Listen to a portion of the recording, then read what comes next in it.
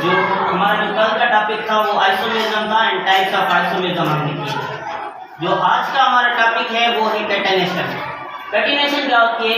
Self linking of atoms of the element to form the long chain. इसमें क्या होता है? एटम की सेल्फ लिंकिंग होती है, जैसे कि कार्बन और कार्बन का बॉन्ड बना हुआ है, या इसमें लॉन्ग चेन भी बनती है और रिंग भी बन सकती है। तो जैसे कि कार्बन और हाइड्रोजन का बॉन्ड बन गया, या नाइट्रोजन और कार्बन का ट्रिपल बॉन्ड बन गया, या ऑक्सीजन और कार्बन का डबल बॉन्ड होता है, और कार्बन और सल्फर कार्बन या हैलोजन का जो बॉन्ड होता है वो बनता है।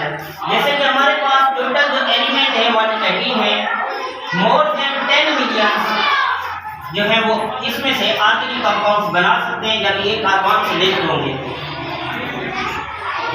अब कोवेलेंट बॉन्डिंग क्या है? जैसे कि आप 9th क्लास में पढ़ के आए हो कि शेयरिंग ऑफ इलेक्ट्रॉन क्या होता है? इसमें म्यूचुअल शेयरिंग ऑफ इलेक्ट्रॉन होती है।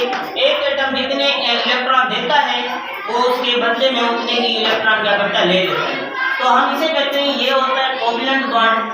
तो अब आज का जो हमारा टॉपिक था कोवेलेंट बॉन्ड में, एक तो बॉन्ड स्ट्रेंथ क्या होती है, दूसरा जो बॉन्ड लेंथ होती है क्या होती है। जब दो एटम बॉन्डेड होंगे, हाइड्रोजन और कार्बन हमने बॉन्डेड किए हैं, तो इनका जो डिस्टेंस है, इनके न्यूक्लियस में जो डिस्टेंस होगा, इनके बीच वाले डिस्टेंस को हम कहते हैं ये बॉन्ड लेंथ होती है। इस बॉन्ड लेंथ को हम मेजर करते हैं नैनोमीटर में। जैसे कि कार्बन और हाइड्रोजन के बीच में जो बॉन्ड बना है, उसमें जो बॉन्ड लेंथ है उसकी वो है 0.109 नैनोमीटर है। और बॉन्ड स्ट्रेंथ जो होता है, जैसे हमने इस बॉन्ड जो बना हुआ है, अब इसको हम जो है ना ब्रेक करेंगे। ब्रेक करने के लिए जो एनर्जी रिक्वायर्ड होगी, जैसे कि जितनी एनर्जी रिक्वायर्ड होगी, मुख्तलिफ कंपाउंड्स में मुख्तलिफ एनर्जी रिक्वायर्ड होगी। जैसे कि कार्बन और हाइड्रोजन के बॉन्ड को ब्रेक करने के लिए हमें एनर्जी चाहिए 412 किलो जूल पर मोल। और इसकी बॉन्ड लेंथ जब हमने मालूम की, कार्बन और हाइड्रोजन के न्यूक्लियस के बीच में जो बॉन्ड लेंथ थी वो थी 0.109 नैनोमीटर थी। अब आते हैं हम bond between carbon and carbon atoms. अब कोई बॉन्ड जो ना स्ट्रांग होता है, कोई वीक होता है। तो कंपैरिजन हम करते हैं कार्बन और हाइड्रोजन की।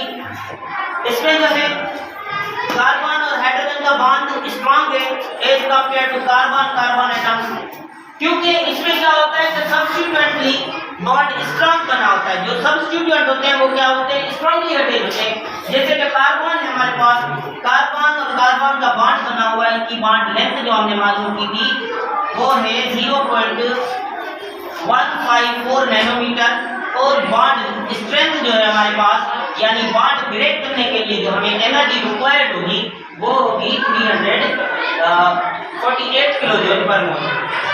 बॉन्ड को क्यों से बॉन्ड को ब्रेक करने के लिए, कार्बन और कार्बन के बॉन्ड को ब्रेक करने के लिए एनर्जी हमें 348 जो है किलो जूल पर मोल एनर्जी रिक्वायर्ड होगी। अब कहेंगे कि सर ये बॉन्ड स्ट्रांग और वीक क्यों होता है? क्योंकि जब ये सब्स्टिट्यूएंटली बॉन्ड स्ट्रांगली क्या होते हैं? अटैच होते हैं एटम आपस में, तो अब कहते हैं ये बॉन्ड जो है ना वो स्ट्रांग होगा।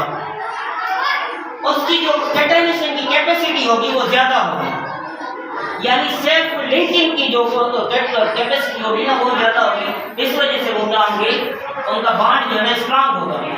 तो अब हम आते हैं बिटवीन ब्रोमाइन और ब्रोमाइन के बीच में जो बॉन्ड बनता है वो वीक होता है एज कंपेयर टू कार्बन और कार्बन बॉन्ड के। जैसे कि इसकी बॉन्ड लेंथ है 0.228 नैनोमीटर और बॉन्ड स्ट्रेंथ जो है इसकी 190 किलो जूल पर मोल। इसको जो एनर्जी रिक्वायर्ड चाहिए बॉन्ड को ब्रेक करने के लिए वो है 190 किलो जूल पर मोल।